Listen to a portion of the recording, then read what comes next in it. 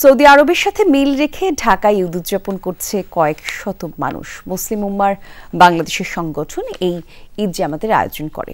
রাজধানীর একটি কমিউনিটি সেন্টারে সকাল 7:30টায় শুরু হয় ঈদের প্রথম জামাত। সকাল 8:15 এবং 9:15টার সময় দুটি জামাত হয়। মুসল্লিরা বলেন, ধর্মীয় বিধান মেনেই তারা এমন রীতি পালন করছে। পুরো বিশ্বের একটি চাঁদ এবং তা একদিনই দেখা যায়। এই রীতিকে বিশ্বাস করে সৌদি আরবের সাথে মিল রেখে ঈদ উদযাপন করছেন তারা।